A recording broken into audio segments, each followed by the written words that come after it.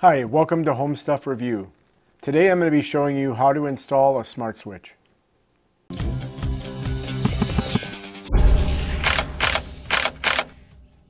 If you like this video or any of the videos on my channel, I would suggest that you like and subscribe. You can find buttons for that down below. Also in the lower right corner of your screen, you'll see a button that allows you to subscribe as well.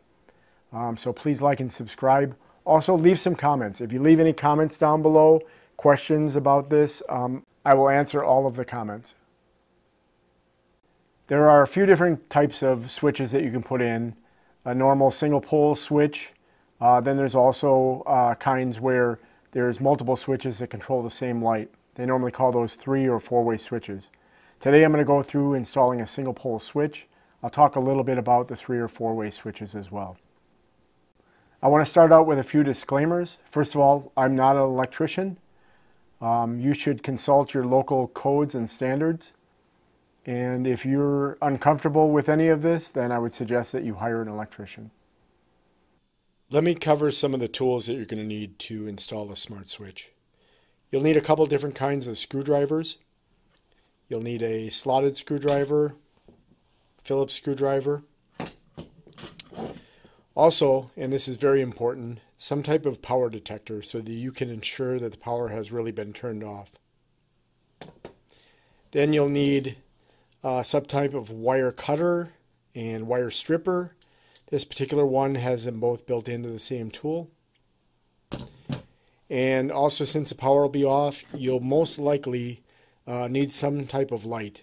This is a headlight. This is something that is very useful in these situations because it keeps instead of having to consume a hand with a light, you just put it on your head and the light will be facing wherever you need it to. So here's another couple tools that are optional, but they may come in handy depending on the situation. So your circuit breakers may be well labeled and easy to find. Normally what you'll want to do is turn on all the lights that are in that particular box with the switch that you're going to be replacing. And if it's well labeled, you can just turn it off, make sure all those lights went off. Or have a helper, yell down to you when you're by the circuit box and tell you when they go off. Now, if you don't have a helper and they're not well labeled, that can be a little bit painful running back and forth to the circuit breaker box. So they make a tool that is a circuit breaker finder. So what you do is you take this part of the tool and you plug it into one of the outlets for the circuit that you want to test. And then you can take this part of the tool and run it up and down your circuit box to find which breaker it is. Now the next tool is useful for finding out exactly which wire is coming through on two different ends where you can't trace it directly. It's a wire tracker, wire tracer, and it has two parts as well. This bottom part will connect to the wire that you want to trace, and then it sends a tone or a pulse through the wire, and then this end of it can be used to detect on the other side to find out which wire this part of the box was connected to. I think for this particular use, where I might use this, if you're doing like a 3- or 4-way switch, it can be pretty easy to determine which wire is a hot wire. You could get the wires all separated, turn the circuit breaker on temporarily, and use your power detector, to find out which wire is hot. However, for a 3- or 4-way switch, there'll be a couple traveler wires, and those traveler wires, you want to know which one's which. I'll get into it later, but you may want to use one of them if you don't have a neutral going to every box, to use one of them that's no longer needed to send the neutral along. So you could use a tool like this to trace which of those travelers is which so that you can kind of mark them. Let's talk about some of the wires that you'll find in a single pole installation. So in the box you should have a white wire, that's a neutral. You should have a black wire, and that is your hot wire. You should have It most often will be a red wire, but it could be any other color as well too. That'll be your load or the light. And you'll also have a bare copper wire, and that is your ground wire. Okay, so let me take you over to one of my switches that has a dumb switch in it, and I'll show you exactly how to swap that dumb switch out for a smart switch. Okay, the first thing that you want to do is get the power off to the switch that you're replacing. So go up to that light and turn on that light as well as any other light that might be ganged up in that same switch box. So turn them all on. And what you want to do is your breakers might be identified on this label on your circuit breaker panel. If it is, that might give you a good clue. You can turn off those breakers by just flipping them. And to turn them off, towards the center is on and away from center is off. That's the particular one that I need. Now you may need more than one breaker. It's possible that the lights that are coming into that particular switch box might be on multiple breakers. Now I have my circuit breaker off. I have my Ryobi portable work light, battery operated. This is what I would normally use when I'm replacing a light switch. The lights are off here, and this actually gives me plenty of light. However, it doesn't really give me enough light for filming. So what I did was I have a long cord connected to one of my other lights.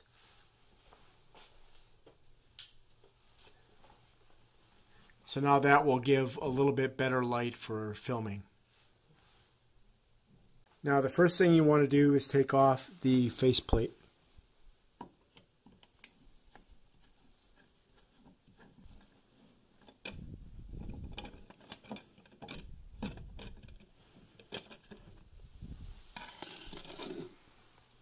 The next thing that I like to do is test for power right away. Another thing that I like to do is the little testing tools are battery powered. So I always like to make sure I put it into an outlet so that I make sure that it's operational. So now I'm going to stick this in here. I'm going to stick it as far as it goes, go on both sides, and I don't see any power. So now I'm going to take the actual switch out.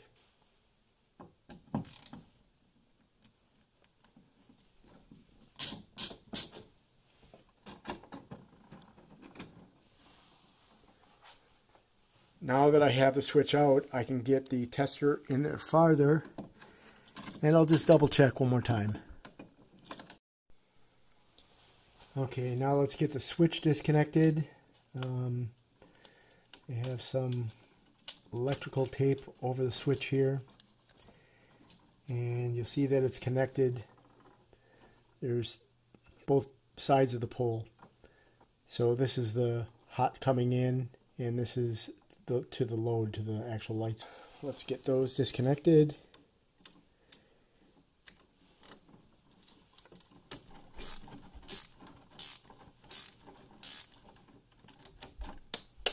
Another thing that I forgot to mention in the tools is it will be good to have a pliers so that you can get these wires straight. We're no longer going to be wrapping them around a screw terminal, so we can just straighten them out. Then, because it doesn't have to wrap around a screw terminal any longer either, then the wire becomes a little bit too long, and you don't want it to be too long because you don't want any copper after you put the wire nut on, and you'll see that a little bit later. You don't want that to be too long because otherwise some bare copper might be exposed.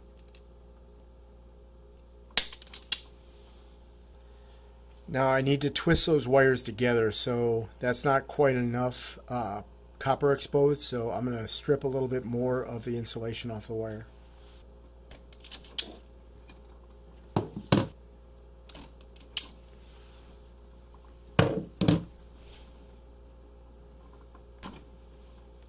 So one thing I should have mentioned too is when you have the switch still connected, it's a good idea to take a picture.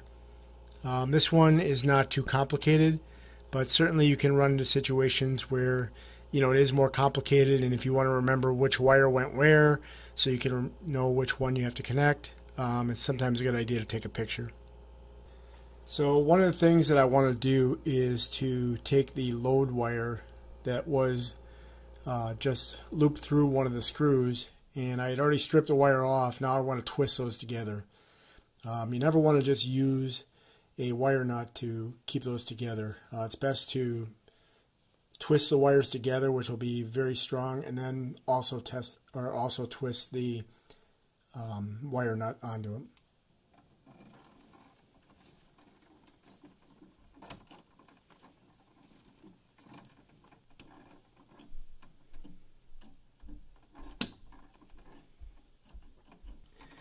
And now after they're cut or they're twisted, I just want to cut it off so that it's not too long.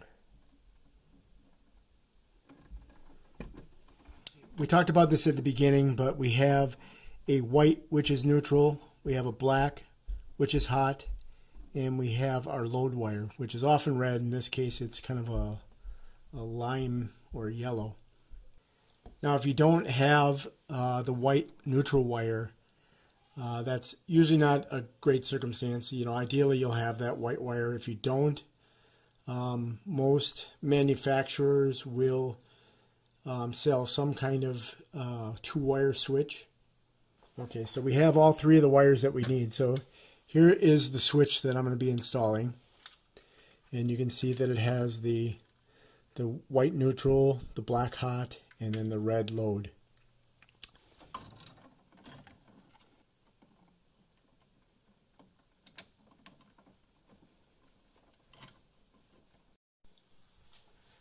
Now one more tip too. So this particular box that I have, it extends behind the wall here. So I have plenty of room to tuck wires in. Now if you have a regular single gang box, and electricians tend to like to leave a lot of wire out. And with the smaller dumb switches, you know, that's usually never a problem. But as you can see, there's a little bit of thickness to smart switches. So you want to make sure that the wire length that's sticking out here is reasonable. If you need to shorten that up a bit, shorten it up, just restrip the wires, and it'll be a little bit easier to tuck those wires in behind the switch. So let me hook up the hot wire here.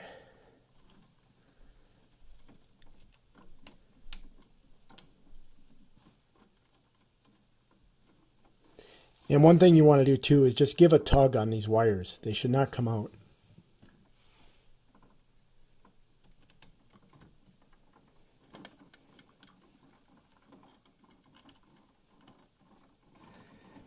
And then just kind of push. And like I said, I like to get the wire nuts in.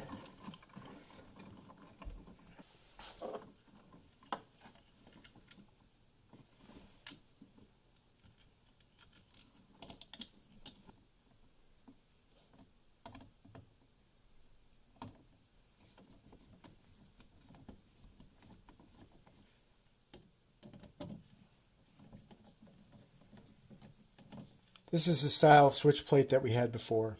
As you can see, that doesn't match, so I have to put a new switch plate on.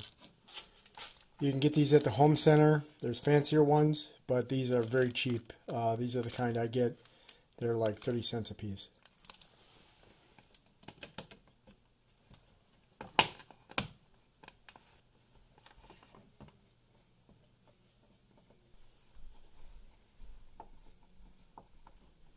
We're done. Just need to turn the circuit breakers on and test it one more time. Okay, the light's in, and it still works. Let's talk about some of the wiring for a three-way or four-way switch. Now a lot of it is the same as a regular single pole, single light kind of application. You'll have your white, which is neutral. You have your black, which is your hot wire. You'll have a bare copper wire, which is your ground. And then you will also have a load wire. That load wire could be likely red, but it could be other colors as well. That will only come into one of the boxes. Usually whatever box was closest to the light is where that wire most likely will be routed. That's going to be the box where you install the real switch that's going to control that light. And that installation will be very similar to a regular single pole, single light switch application. For the other places where you also have a switch that controls it, it's going to be pretty straightforward. It's going to be like wiring up a light switch for a single, but you're not going to connect anything to the load. These light switches are just going to be acting like a remote control, and so they just need to get the power themselves. So that load wire is likely just going to be capped off. The one situation that you may encounter is there may not be a neutral in those particular boxes. If you run into something like that, there's often two traveler wires, and I should have mentioned this to start out with. There's two traveler wires, and those traveler wires are for when you have a regular dumb switch. Those won't be needed in this application, so they're kind of extra wires for when you're installing a smart switch. So you could use one of those traveler wires to bring the neutral to another box. You need to find out which wire, which traveler wire is which. I showed you some tools for doing that.